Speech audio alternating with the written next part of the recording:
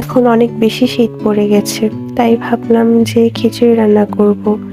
এর জন্য পেঁয়াজ, কাঁচামরিচ, রসুন আগে থেকে কেটে রেখেছিলাম। তারপর প্রেসার কুকারে তেল দিয়ে গরম মশলা, জিরা দিয়ে দিলাম। তারপর কেটে রাখা পেঁয়াজ কুচি, মরিচ দিয়ে ভালোভাবে পেঁয়াজটাকে ব্রাউন করা পর্যন্ত অপেক্ষা করে হলুদ আর লবণ দিয়ে কিছুক্ষণ ভেজে নিলাম। মশলাটা কষানো পর্যন্ত অপেক্ষা করব। তারপর আগে থেকে ধুয়ে রাখা চাল ডাল দিয়ে মশলাটা ভালোভাবে মিশিয়ে নিব।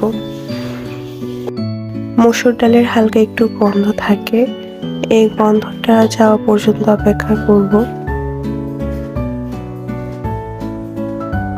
তারপর পরিমাণ মতো পানি দিয়ে 3টে সিটি